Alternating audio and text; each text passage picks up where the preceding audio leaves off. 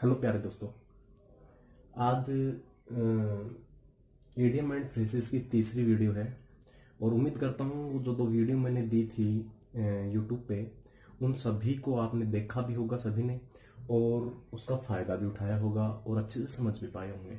और ज़्यादा समय न लेते हुए अब हम आपको ये तीसरी वीडियो दे रहे हैं जिसमें हम आपको हिंदी में इडियम्स एंड फ्रेजेस, जो मैंने कहा था कि 100 इडियम्स एंड फ्रेजेस लगभग 15 दिन के अंदर अंदर मैं आपको करवाऊंगा, वो करवाने जा रहा हूं। और हर चीज को आपको अच्छे से हिंदी में समझाया जाएगा, इसका लिटरल मीनिंग से ही इसका रियल मीनिंग पता किया जाएगा। और ज्यादा समय न लेते हुए हम तीसरी वीडियो पे जाते हैं। तो आज इसमें 20 तक है, 20 तक है। तो पहला है अ बून इन डिसगाइज।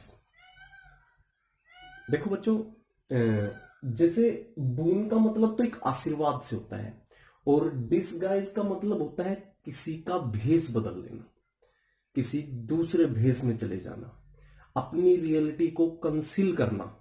तो यहां पे ए बेनिफिट इन लॉस। अब यहां पे अ बेनिफिट इन लॉस का मतलब ए बून इन डिसगाइज कैसे हुआ? तो देखिए कि एक भेष बदलने से, एक भेष बदलना हमारे लाभदायक है। आशीर्वाद का मतलब कोई लाभ है हमारे को, यही तो हुआ। और डिसगाइज का मतलब भेष बदल के कोई चीज हमें फायदा दे रही है। अब कैसे ए बेनिफिट इन लॉस है? कोई चीज का लॉस हुआ है और उसमें ही हमें फायदा हुआ है। मान लीजिएगा आप एयरपोर्ट पे जा रहे हो और एयरपोर्ट पे जाते समय आपको लगे कि आपकी एयर जो है वहां से टेक ऑफ होने में 11 बजे है शायद, और आपको रास्ते में मिल जाए जाम, जाम मिल जाए और आप 11 बजे तक एयरपोर्ट पे नहीं पहुंच पाए, तो आपका लॉस हो गया, लॉस हो गया। लेकिन बाद में पता चले कि जिस एयर में आप जाने वाले थे, जिस एयरप्लेन में, वो क्रैश हो गई, तो बेनिफिट भी हुआ। तो मेरे ख्याल से आपको पता चल गया होगा कि अ बून इन डिसगाइज का मतलब क्या होता है। ऐसा मतलब जिस लॉस के पीछे कोई खुशी, कोई अच्छा या बेनिफिट हमारे लिए, आशीर्वाद हमारे लिए छिपा हो, उस रूप में हम कह सकते हैं a boon in disguise. Sorry, disguise. A big shot. Big shot important person, बहुत इजी है ये तो। बिग शॉट का मतलब होता है एक, अगर हम क्रिकेट की बात करें तो वहां पे एक बड़ा शॉट मानते हैं तो सिक्स लगता है, और सिक्स लगता है तो सभी उसके लिए क्लैपिंग करते हैं।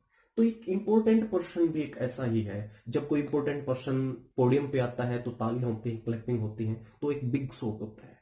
समझ में आ गया?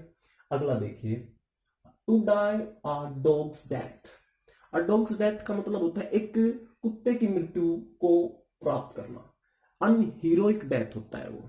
कुत्ते की मृत्यु सेमलेस है, नहीं सॉरी सेमफुल होती है, आपको पता है। तो जब भी आपने कई बार डायलॉग भी सुना होगा कि भाई तो कुत्ते की मौत मरेगा, ऐसे कुछ प्रकार से बोलते भी हैं लोग एब्यूज वर्ड के रूप में। तो ये एक अनहीरोइक डेथ होती है जिसका कोई वैल्यू नहीं होती, जिस बड़ी दर्दनाक पेनफुल डेथ को हम कह सकते हैं to die a dog's death, unheroic death. समझ में आ गया ना? अगला देखते हैं, राइज फ्रॉम एसिस। अच्छा एक बात बताइए, एसिस का मतलब तो राख है और राइज का मतलब होता है उदय होना। अब राख से उदय होना, देखो कितना बढ़िया है। अब राख से उदय होने का मतलब होता है सब कुछ हमारा नष्ट हो गया, सब कुछ जल के राख हो गया, और फिर भी हम उदय हो रहे हैं, फिर भी हम अपने आप को ऊपर लेके जा रहे हैं। यही है राइज फ्रॉम एसिस। तो इसका मतलब टू राइज फ्रॉम लो, एक ऐसे लेवल से खड़ा होना जिस लेवल पे हमें सिर्फ राख मिली हो, हमें अपने एम्पायर में जीरो लेवल पे कुछ मिला हो, और फिर उसको हम एक बड़ा एम्पायर बना दें, वो है rise from ashes. My hands are full. मेरा ये हाथ भी और ये हाथ भी, दोनों हाथ बिजी हैं, फुल हैं। तो मैं तीसरे हाथ से, या चौथा हाथ तो मेरा है नहीं जिससे मैं कुछ पकड़ूं। तो इसका मतलब है कि माई हैंड्स आर फुल का मतलब आई एम बिजी, मेरे पास काम बहुत है, और दूसरा काम मैं नहीं कर सकता हूं। तो like this I am busy, मैं बिजी हूं, आई एम बिजी के लिए my hands are full. Bull in the china shop. आपको पता है बुल अनुशासनहीन होते हैं। बुल कोई भी काम केयरलेसली करते हैं, रेकलेसली करते हैं, उनका किसी चीज से कोई लेना देना नहीं होता है, कभी इधर चले जाएं, कभी वॉन्डरिंग करते हैं वो। तो उसको क्या कहते हैं? एन अवेकबर्ड पर्सन, एक ऐसा पर्सन जिसको, जो बेढंगा हो, जिसको न पहनने का ढंग हो, न खाने का ढंग हो, न बोलने का ढंग हो, that we can say a bull in the china shop. समझ में आ गया? जिसकी पर्सनैलिटी थोड़ी बेढंगी हो, जिसकी पर्सनैलिटी में किसी प्रकार का डिसिप्लिन ना हो। Fancy price, high price. अब फैंसी से बात करें हम, तो फैंसी क्या होता है? फैंसी हमारी इमेजिनेशन होती है, और हमारी इमेजिनेशन का मतलब होता है कि एक ऐसी इमेजिनेशन जिसमें हमारी कल्पना में जो आए वही प्राइस हम बता दें। इमेजिनेशन तो हमारी कल्पना है, हम चाहे वो रेट बता दे, तो ये क्या हो गया? एक ऐसी प्राइस जो हमारी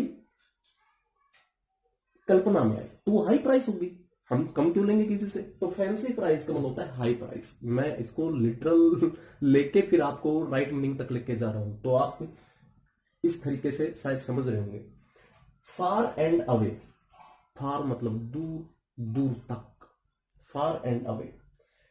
सर्टेनली, फार एंड अवे का मतलब यहां पे सर्टेनली से, निश्चित रूप से सर्टेनली से क्यों लिया गया है? कि निश्चित है कोई चीज। फार एंड अवे का मतलब होता है एक ऐसी चीज जो निश्चित है।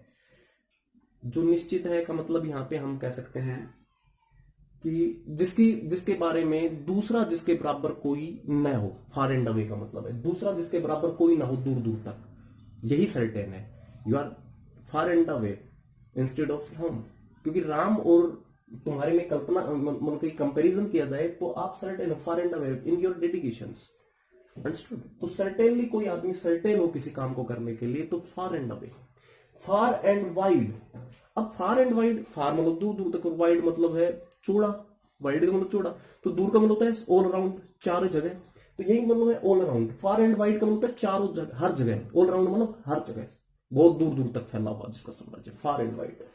तो आई होप आप लोगों को समझ में आया होगा कि इन फ्रेजेस का मीनिंग क्या होता है। मैंने हिंदी में आप लोगों को समझाया है और पूरी कोशिश की है समझाने की, और उम्मीद करता हूं आप इनका फायदा उठाएंगे। प्लीज अगर आपने इसको देखा है और आपको पसंद आए तो लाइक जरूर करना, सब्सक्राइब भी करना।